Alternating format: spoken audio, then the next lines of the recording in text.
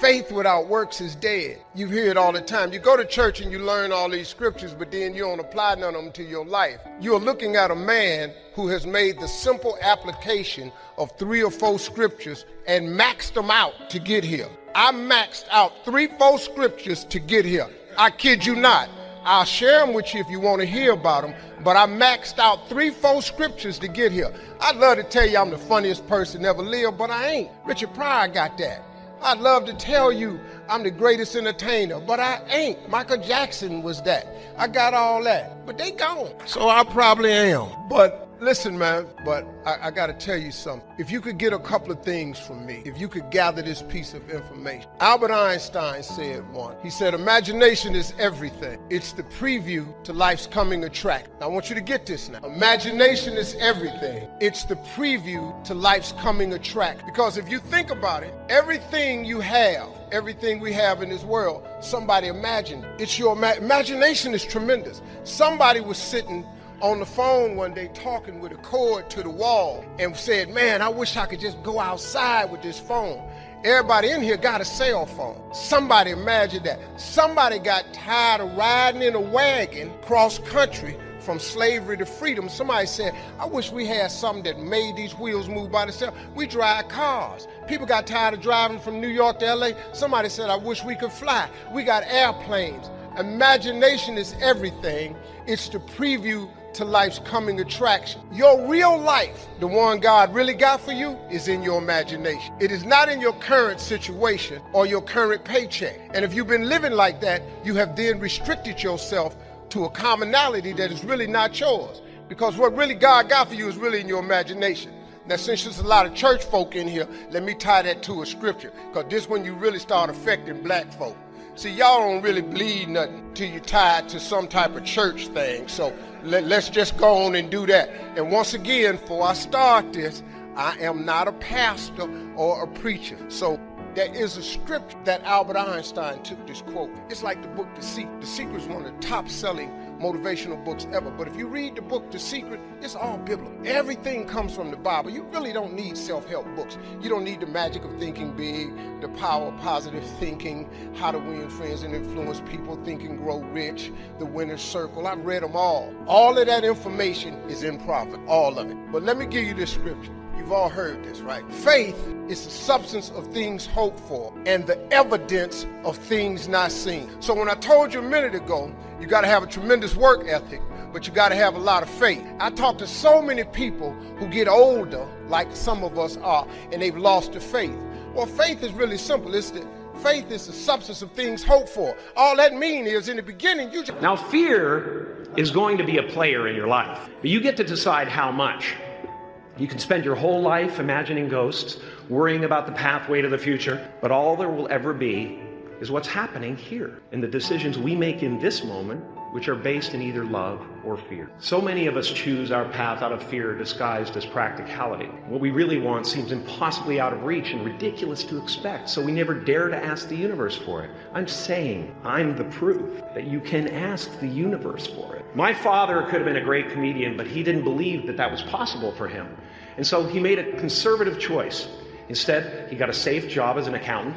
And when I was 12 years old, he was let go from that safe job, and our family had to do whatever we could to survive. I learned many great lessons from my father, not the least of which was that you can fail at what you don't, so you might as well take a chance on doing what you love. I watched the effect of my father's love and humor and how it altered the world around me, and I thought, that's something to do. That's something worth my time. It wasn't long before I started acting up. People would come over to the house and they'd be greeted by a 7-year-old throwing himself down a large flight of stairs. When I was about 28, after a decade as a professional comedian, I realized one night in LA that the purpose of my life had always been to free people from concern, just like my dad. And when I realized this, I dubbed my new devotion the Church of Freedom from Concern. And I dedicated myself to that ministry. What's yours? How will you serve the world? What do they need that your talent can provide? That's all you have to figure out. As someone who's done what you're about to go and do, I can tell you from experience, the effect you have on others is the most valuable currency there is. Everything you gain in life will rot and fall apart, and all that will be left of you is what was in your heart and got me to the top of a mountain. Look where I am. Look what I get to do. Everywhere I go. I'm going to get emotional because when I tap into this, it really is extraordinary to me. I did something that made people present their best selves to me wherever I go. I am at the top of the mountain, and I was, and the only one I hadn't freed was myself, and that's when my search for identity deepened.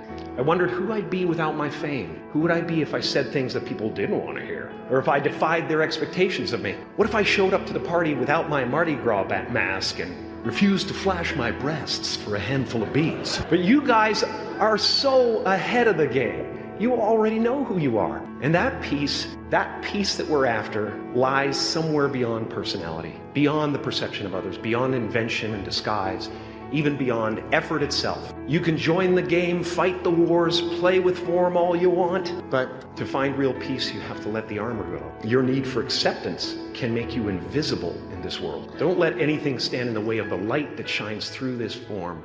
Risk being seen in all of your glory.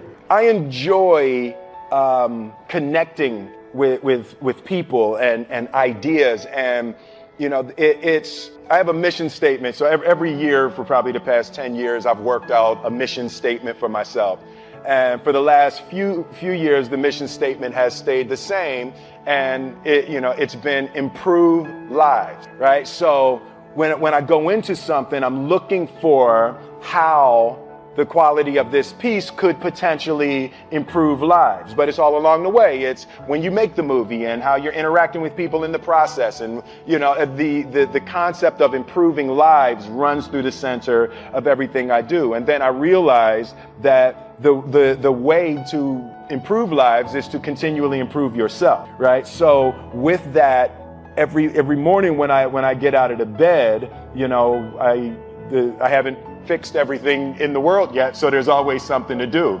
And in this film, I read an interesting quote for the Siddhartha Gautama, the Buddha. He said that good people have to get out of the bed every day and try to empty the ocean with a ladle, right? And I thought that was, I knew that was profound, and I paused for a second and I said, all right, what the hell is a ladle? As the mentality of how you wake up every day to try to do good in the world. So for me, I'm really driven by continually trying to elevate my mind and elevate my spirit and care for my body, and to be able to love as many people as effectively as possible with this mystery of life that I've been given.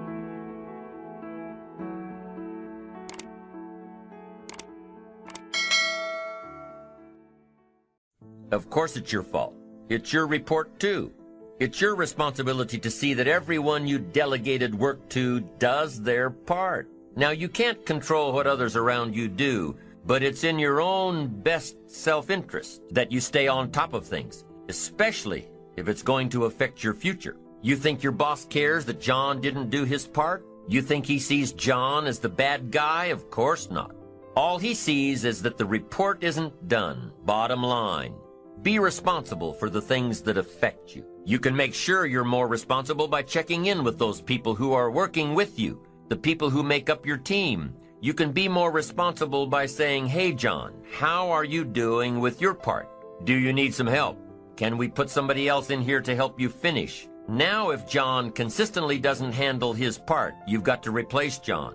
If he isn't doing his share, you've got to find somebody that will. Or what? It will negatively affect you. You can't wake up in the morning that the project is due hoping and wishing that John has done his part. No, you've got to be responsible because it's going to affect your career too.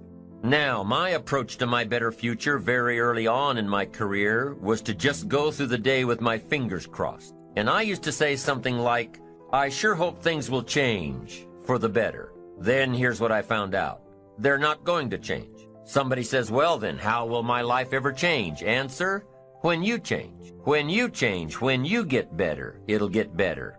If you change, it'll all change. Don't put it on someone else. Hope that someone else will change it for you.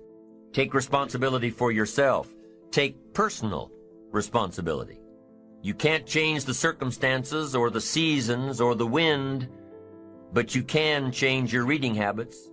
You can change whether or not you go for the skills, burn the midnight oil, turn yourself around, multiply your value by 2, 3, 5, 10. That you've got charge of. That you have control of. You don't have control of the constellations, but you've got control over whether or not you go to night school, take adult classes, learn some new skills. You have control over that. And if you don't, that's your fault. You've got to take personal responsibility. You've got to be self-reliant.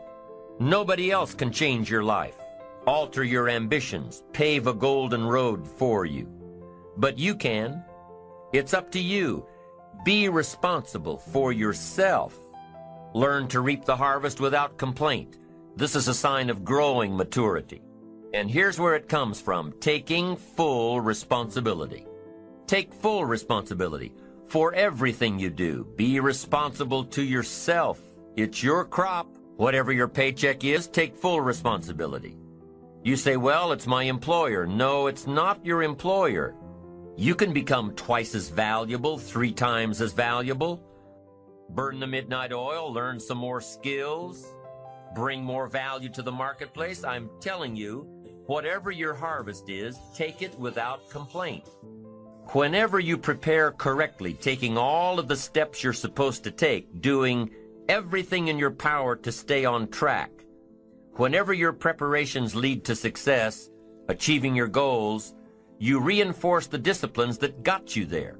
Success leads to reinforcement of the proper disciplines. If what you're doing is working, keep doing it.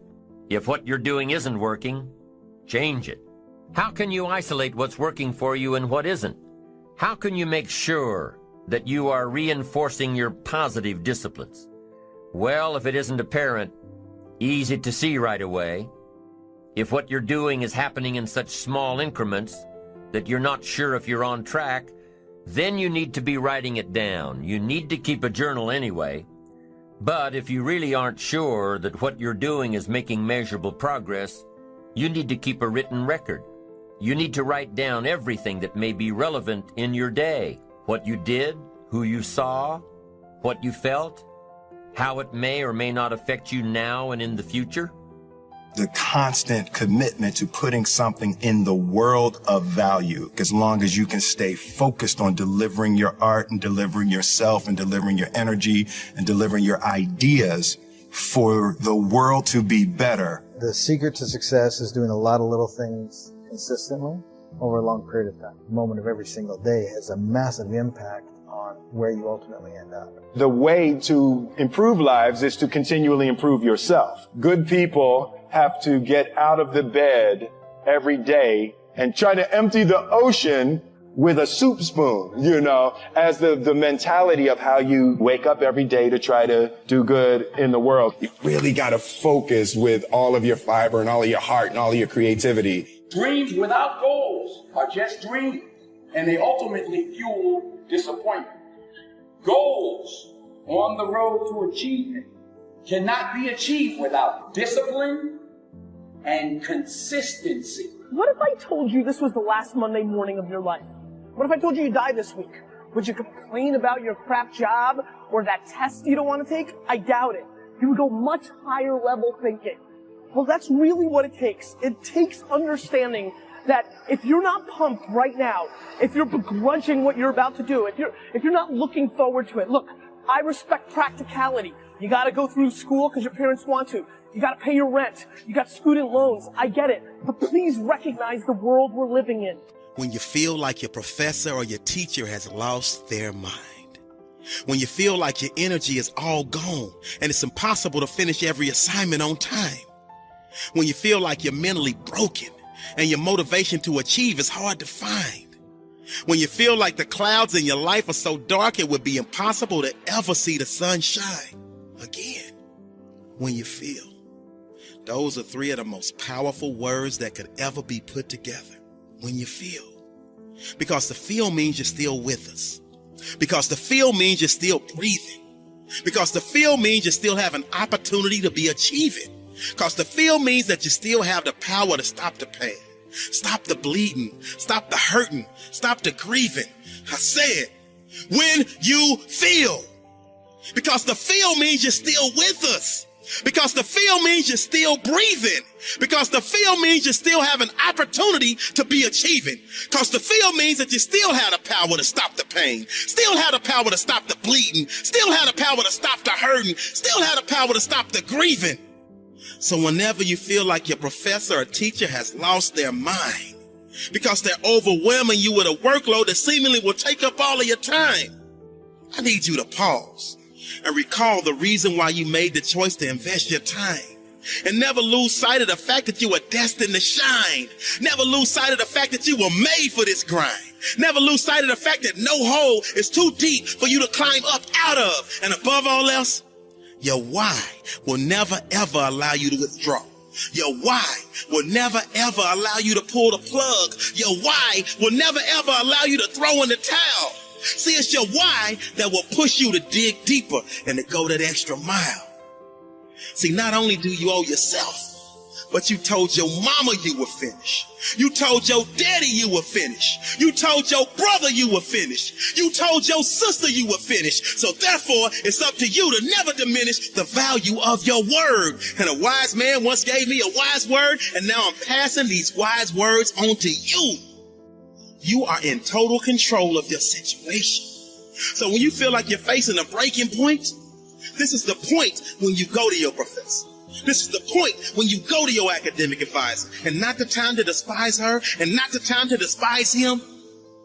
Simply say, I am in this until I walk across the stage with my diploma.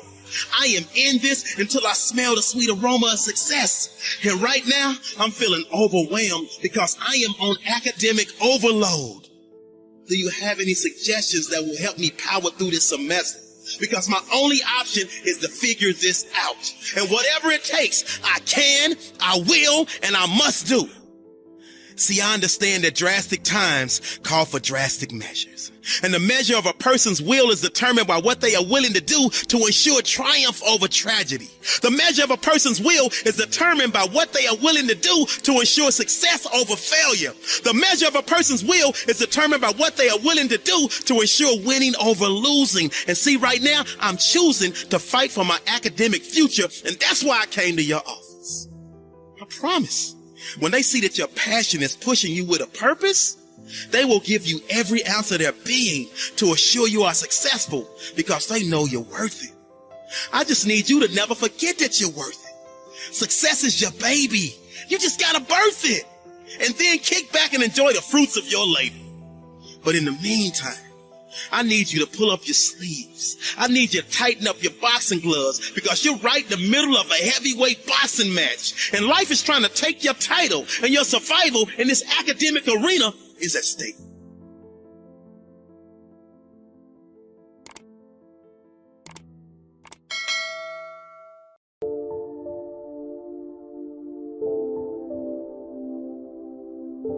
I started working when I was 19. I met my teacher who helped turn my life around when I was 25. That's 6 years. At the end of the first 6 years of my economic life, I've got pennies in my pocket. I've got nothing in the bank. The creditors are calling saying, hey, you told us the check was in the mail. I'm embarrassed. I'm behind on my promise. I live in America. I'm 25-year-old American male. I got a nice family, every reason to do well. And I'm messed up. Now, what's messed up? I used to think it was the community that was messed up. Country was messed up. And the government was messed up. If those Democrats ever get in the White House, that'll really mess things up. If the Republicans stay in power, that'll really mess things up. The economy was messed up. Interest rates are messed up. I thought all this stuff was messed up. Then I found out that's not what was messed up. I was criticizing the only thing I had to work with. What was really messed up was my own personal philosophy. My own errors in judgment in my own personal philosophy brought me in 6 years to pennies in my pocket, nothing in the bank, and trying to explain why I wasn't doing well living in America, 25-year-old American male, got a family, every reason to do it. Now, once I understood this, here's the formula for failure: errors in judgment, being lax about developing your own personal philosophy. I'm telling you, it's called accumulated disaster. Doesn't matter whether it's your health or your bank account. Guy's got an empty bank account, probably has high cholesterol. Why? Over the last 6 years, he never paid attention to either one. And it doesn't matter whether it's a dollar, or whether it's your money, or whether it's your cholesterol count. All you got to do is commit the errors, and just because disaster doesn't fall on you at the end of the first day that you don't eat an apple. You say, well, I didn't eat an apple today, and tonight I'm not ill. Well, you got to be brighter than that. Someday you got to leave first grade. The reason we make those first grade desks so small so they won't fit at age 25, right? You don't belong here anymore. Come on. Now let me give you the secret to success. Formula for failure. A few errors in judgment repeated every day for 1 month starts the week, starts the disaster process. You can imagine what happens. Now here's the formula for success. A few simple, disciplined practice every day. You've started a whole new process called a whole new life. Simple, disciplined practice every day. And if you decide today to go for the apple instead of the Hershey bar, I'm telling you, you have begun the process of turning your life. And if you keep up that process, not only with your health habits, but with your money habits, and with your communication habits, with your sales habits, management habits, and every other habit that you got, if you'll start that process, eliminate the errors and replace it with disciplined practice, I'm telling you, you can start this process of life change immediately. After today, you don't ever have to be the same again. Only by choice. You don't have to walk out of here the same as you walked in. Only by choice. You can start a whole new process. You say, well, Mr. Owen, is it that simple? Yes, it's that simple. Where else would you start? But with an apple. You don't have to start with something staggering. What if you should be walking around the block for your good health and you don't? What'll that do in 6 years? I'm telling you, the word is disaster. You could and you should and you don't. Here's an even stronger word. You won't. I mean, don't might mean you're careless. Won't probably means you're stubborn. And either one's called disaster. Could, should, don't. I'm telling you, that's why at the end of 6 years, I found myself with pennies in my pocket, nothing in the bank, creditors calling. Here's the other thing. Let us say together, it's possible. It's necessary. It's me. Yes, write that down. It's me. Take ownership for your life. Nobody can live your dream for you but you. Nobody's going to take care of your business like you. Stop coming up with excuses. Don't give yourself permission to continue to live a small life. You can't fit a big dream into a small life. Give yourself permission to go for it, to test yourself, to challenge yourself, to live full. Like the saying, always strive to get on top in life because it's the bottom that's overcrowded. The reason you're here is because there's something in you that says, I can do more. This just can't be it. There's something in you. There's a calling on your life. There's something in your heart that caused you to get dressed and spend the money to go to seminar after seminar and listen to message after message and speaker after speaker, because there's something in you that tells you this is not it for you. You have not peaked here. There's more in you that you are expressing. Eye has not seen, ear has not heard, nor has entered the heart of mankind what's in store for you if you challenge yourself, if you persist and persevere, if you take ownership for your life. George Bernard Shaw said the people that make it in this life, they look around for the circumstances that they want, and if they can't find them, they create them. Create what you want. You have the power in you to do the more than you can ever begin to imagine, to control your destiny, to make a difference in our children, to make a difference on the planet, to make an impact. Let us say together, it's me. Let us say together, it's hard. Say it like you know it. Say it's hard. Ladies and gentlemen, it's hard. There are people who have seen their retirements taken away from them by the corporations that they work for. They were within 2 or 3 years of retiring, and they had it taken from them. The number one entrepreneurs in this country now are senior citizens. The number one employer, number 2, McDonald's and Walmart. And there's nothing wrong with those jobs. I guarantee you those people did not have a plan to end up living their lives at the end of life with those types of jobs. And they didn't have a plan like you have, and while you're investing in yourself, not to. And it's hard. There are people making choices between purchasing prescription drugs or paying for gas or a mortgage note. It's hard when you're working on a job for 20 years, 30 years. Give them some good years, and then they come in and tell you, we've downsized. In other words, you're fired. And then you have to start all over again. How many of you know it's hard? Raise your hands, please. You have to resolve yourself today that you're going to win in business, that you're going to dominate, that you're not average and ordinary. There has to become a point where you make a decision. We're going to dominate. We're here to win. We are not here to play. And you got to have a company that decides it's going to win. And that takes some intestinal fortitude. It takes a decision, and it takes you being evangelical about your cause. So you can get all these emotions you want, but as a man, you still got to win. saying. To be what you're worth, you still got to win, right? And that's what I want you to get out of today. You got to decide you're going to win. If you're going to win in your family, you're going to win in your personal life. I'm where I'm at because I just flat decided I'm going to be a player. I just decided it. I'm not special. I come from a Velcroed Mercedes. I come from a dysfunctional family, but I decided at some point I get to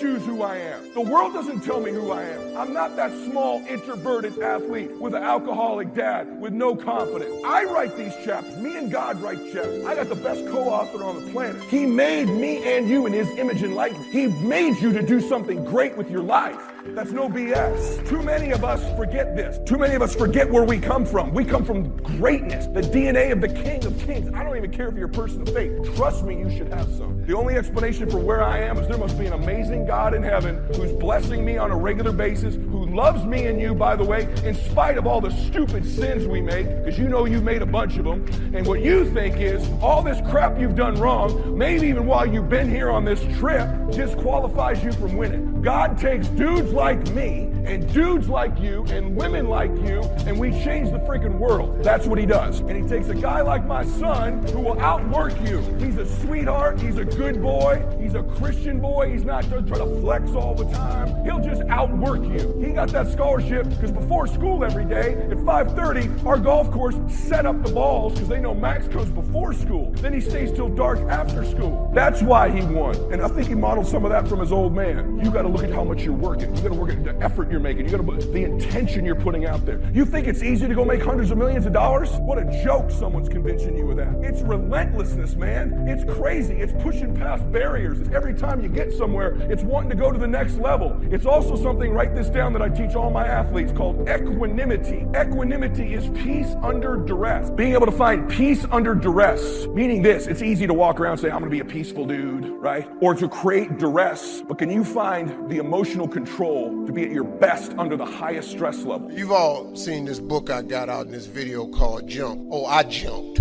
Now, I don't recommend that you do it that way, because 2 years later I was homeless. Because the first year of comedy I made $3,400. The next year I made $4,800. And the third year I made $5,100. I got a wife, a set of twins. I'm sending every dollar I got to them. So I tried to live on $50, $75 gas, 38 cents a gallon back then. I just stayed in my car. So I lived in my car for 3 years. 3 years I lived in my car. And what happened was, I just said, man, so I used to fish all the time to eat, because I'm a fisherman, bass fisherman. So I used to stop at lakes and ponds, just fish. And every night, every month, I could run off somebody's land. Hey, get away from here. Hey, move along, that's not yours. Hey, stop fishing here. I just get run off. And he didn't understand. And one time I had fish on the line. They said, you got fish on that line? I said, yeah. Throw them back. I had to throw them back, because I used to stop at rest areas with them little cast iron grills. I kept charcoal in my car. I started a fire and I eat fish. There's some days I wouldn't eat. So that they thought I was just fishing, but I was eating. So I said one day, I said, man, you know what? One day, man, I'm gonna give myself some land. I'm buy myself a piece of dirt. So fast forward, God bless me. I get on TV when I'm 38. I'm on Showtime at the Apollo. Lord have mercy. They gave me my money. I saved my money up. I saved $250,000. I said, I'm going to give me some land. I went to Texas and I'm about to buy some land. But before I went to buy the land, I was curious. I just had the thought. I said, man, I wonder how much land is on earth? How many acres is on earth? Because you know it's not going to change. You know, God lets you fly. God lets you dive on the water. God don't let you make dirt.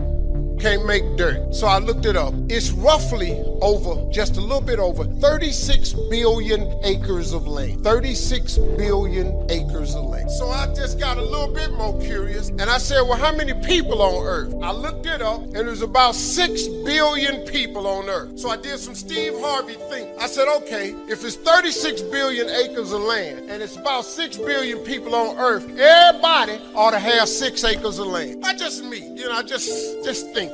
So I asked God, could I have 6 acres? That's all I wanted. Because you know the one thing I wanted? I didn't care if I put a house on it or nothing. I just wanted to be a stand somewhere and couldn't nobody run me off. I just wanted.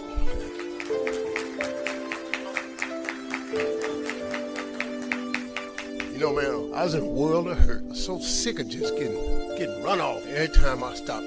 Got this money, man. I saved my money. I saved $200,000. I'm going and I'm looking for some land. First day I see a piece of land in Texas, so beautiful. I couldn't have rolling hills, had a pond on it where I could fish. A dude took me over there. I look at the land and I'm looking out. I said, man, this is great right here. I said, sir, how much is this right here? He said, well, it's about $600,000. Man, I ain't got that kind of money. He said, well, how much do you have? I said, I got $250,000. I said, well, let me think about it. He said, let me think about it. And I was standing there, and then I stopped. I said, sir, can I ask you a question? How many acres of land is that? He said, this is 6 acres. 6 years ago, I just asked God, just give me 6. See, I didn't want a whole lot of it. I just wanted my cut. Just give me my 6. And so I said, ain't this crazy? So I thought about it. What could work out? Right before I got ready to say it, the guy that took me over there said, Steve, let me show you. Took me over this hilltop. Took me over this hillbilly house named Jerry Campbell. Now, I don't really care for hillbilly because, when your voice, I believe and I don't laugh. When I hear that, me and you probably ain't gonna work out. I'm from Cleveland. I do things. I don't want trouble. I met Hill. I was a little nervous about meeting him, man, because I didn't like the way he talked, but mess around, turned out to be one of the finest men I ever met in my life. Became a father figure to me, old white. He took me to his house. He said, let me show you. He took me over and showed me this land, and it was massive. It had 3 lakes on it. It had rolling hills. It had trees. It was unbelievable, man. I said, man, this is incredible. I said, man, how much is this? He said, this 16 acres. I said, hey, man, I ain't got that kind of money. Let me go on back over here to this dude where Mike can cut a deal. He said, well, let me ask you something. What was you going to give that man over there? I said, well, I hadn't worked it out yet because all I got is $250,000. He said, well, listen, I'm in a little bit of a tight right now. Said, if you can bring me $250,000 cash by tomorrow, I'll give you this 16 acres. I showed up next day, $250,000. 16 acres. See, that's grace and favor right there. That's what that is. So my first piece of land was 250 acres. So I said, man, this is the land that I'm going to save for my family. I'm going to fish on the rest of my life. I'm going to be an old man. So then I got to thinking, I said, hold up, man. You mean you have not because you asked now? I asked for 6 years ago. He showed me 6, but he gave me 16. So I went to God. I said, God, listen to this. I'm from Cleveland. I got a couple partners that's locked up. They probably won't be using they 6. So I said, Lord, could I have they 6? And he said, yeah. So every time acres came up available around that 16, I bought it. And I bought 6 more. And then I went back and I said, well, Lord, all my friends ain't locked up, but some of them just ain't, they just ain't nothing. They don't want nothing. They ain't trying. Could I have they 6? So he gave me they 6. And so then I was doing a show one time on HBO. A friend of mine, he's an atheist. He don't believe in God. He got a late night show. And he asked me to do the show, and I thought I was going to be on there telling jokes. But come to find out, he was doing a show on atheism. And I turned him down. I said, I don't want to talk. He said, man, why don't you come and talk? You're a man of faith. I said, well, I don't like arguing with people who don't believe in God. You don't believe in God? I think you a fool. And I'm pretty sure since I believe in God, you think I'm a fool. And I don't think 2 fools ought to be standing around talking. Let's just end that. He said, man, come on and do the show. So we did the show. I hated it. But after the show, I counted all them atheists. And it was 6 of them. So I asked God, could I have a 6? Because I know good and well, they ain't going to ask him for nothing. Cool. So he gave me they 6. Next thing you know, I had 270 acres of land. Now, let me tell you something. I'm so busy now, I don't even get to go. And I thought I was saving my kids' rest of life. God had no, that's the ranch that I have my mentor camp. I bring 1,000 black boys out there with 1,000 single mothers. And that was the purpose of that ranch. I never go there to fish at all. But see, that's what I wanted. I thought that's what it was for. But God got another plan. His way is way bigger than yours. You can't even see his way. But you got to start the hustle.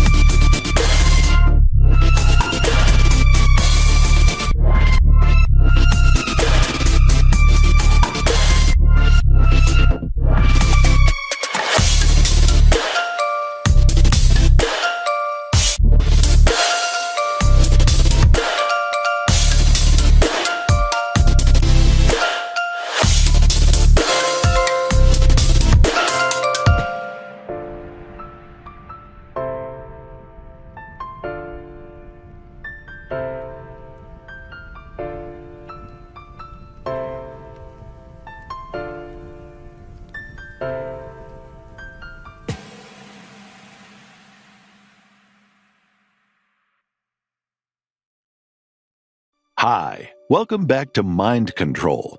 You know, everybody got the same story. We just got different details. But like I always say, life is 10% what happens to you, is 90% what you do about it. So the first step is getting completely and brutally honest enough to say, I am tired of myself. When you say I'm sick and tired of being sick and tired, that's the facilitator of change. That's when you're ready to say these words, no more excuses. No more excuses. I went to Kent State, I dropped out.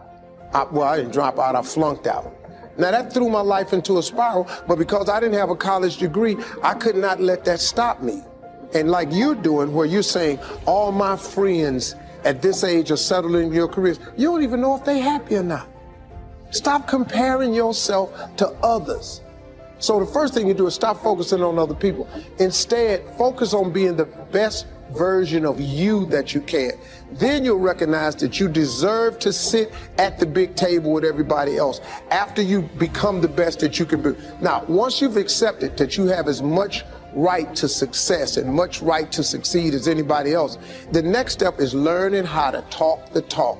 You have to get fluid in the language of success so you speak it with ease. Surround yourself with people who've accomplished their dreams and immerse yourself in the culture of achievement. The notion that we are not enough is a lie. And I think more young people need to know that like when you have that thought that you're not enough, that's based on a lie that somebody said to you or a lie that somebody did to you. Like somebody said or did something to you to make you feel like you're not enough. And that's not true.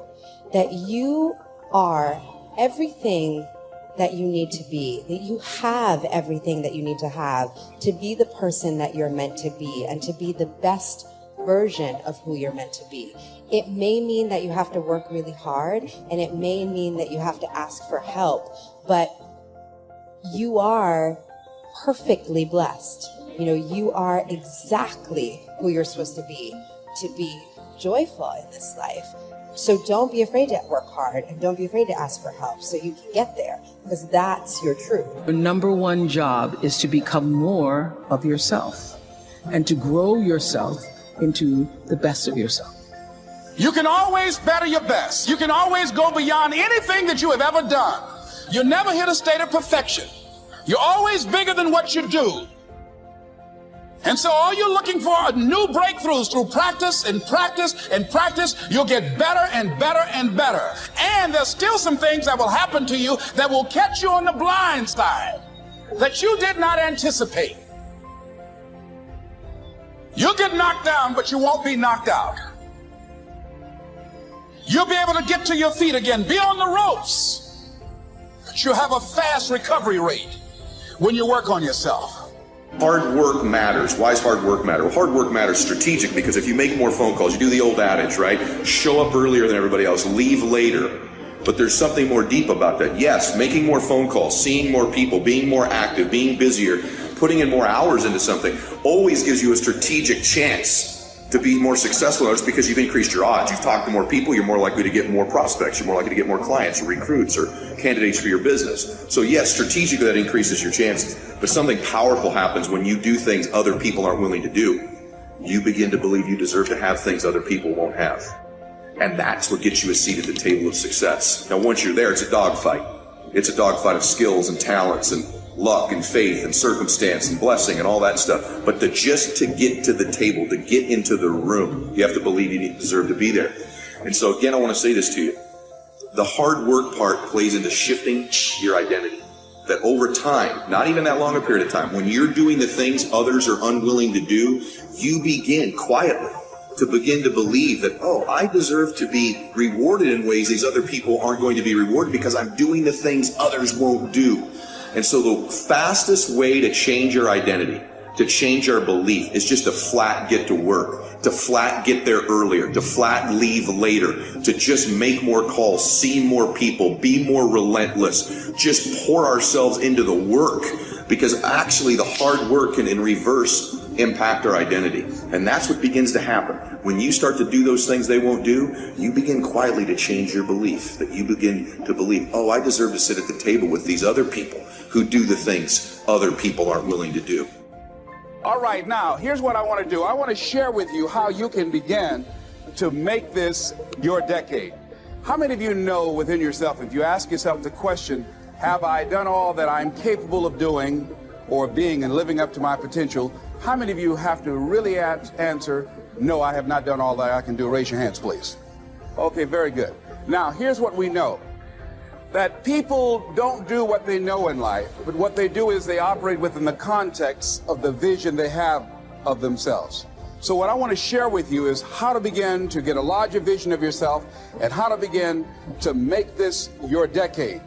Because in order to do that, it's going to be very challenging. It's going to require a lot of work on your part, an ongoing process of personal and professional self-mastery. And it's going to require that you begin to see yourself worthy of the requirements in terms of effort, in terms of commitment, in terms of action, in terms of preparation, or whatever it is that you need to do in order to take your life where you want to take it. So one of the first things that I ask you to do is I want you to look at your life right now and think about something that's important to you, something that gives your life a sense of value. Think about something that you'd like to have, or something you'd like to create for you or your family or for society. I want you to hold this thought in mind. Now, one of the first things I want you to do is don't worry about the inner conversation that you're going to have. Don't worry about how you're going to do it. That's going to come. You're going to develop a plan of action. You will find the way. You'll become the kind of person that can attract the people, the resources, and everything you need in order to make that become reality. I was born in Liberty City on a floor on 62nd Street, a twin brother and me. When we were 6 weeks of age, we were adopted. When I was in 5th grade, I was identified as EMR, labeled educable mentally retarded, and put back from the 5th grade into the 4th grade and stayed in that category until I got out of high school. I have no college training, but here's what happened. I had an intervention in my life. A man who saw something in me at a time that I did not see something in myself. I never forget being in his class one day waiting on a friend of mine who was there to rehearse for a play. He did not show up, and he asked me to go up to the board and write something on the board. And I said, I can't do that, sir. He said, why not? I said, well, I'm in a special education class. He said, what do you mean? I said, go up to the board and write what I'm about to tell you. I said, I can't do that, sir. Why not? I'm educable mentally retarded. And he came from behind his desk. He said, don't ever say that again. Someone's opinion of you does not have to become your reality. And that changed my life. It was Oliver Wendell Holmes who said that once a person's mind is expanded with an idea or a concept, it can never be satisfied to going back to where it was. So some of you are going to experience a breakthrough. Some of you are going to go back and look at your dreams and brush them off. Some of you are going to begin to look at yourself and say, hey, look here, I know I have not done all that I can do. Whatever goal that you have in mind, I want that to be a goal that will challenge you, something that will make you stretch. It was Osborne who said, unless you attempt to do something beyond that which you've already mastered, you will never grow. What is it that you looked at some point in time and you decided that you couldn't do it, that you talked yourself out of it? Whatever it is, bring it back out there. How you're going to do it, that will come to you in due time. So you don't get in life what you want, ladies and gentlemen. You get in life what you are, not what you want. And see, the good news is that we can always become more by working to develop ourselves. So the first process of making this your decade, you've got to begin to take a look at your life and look at where are you right now? What are your strengths? What are your weaknesses? What gives your life a sense of fulfillment, a sense of joy? What does a full, rich life means to you? What is it that you could love doing 7 days a week that'll bring a smile to your face? Think about that. In all the areas of your life, your professional life, your personal life, your family life, your spiritual life, what is it that you'd like to have? Once you begin to determine that, that takes you to the next step. And that is, once you decide what it is that you want, now you've got to decide that you deserve that. Repeat after me, please. I deserve the best that life has to offer. I deserve to find my purpose in life. Thank you so much for watching till the end. Don't forget to share your thoughts in the comments section. Please also like, subscribe, and share this video with your friends and families. Please watch our other motivational videos. Thank you again.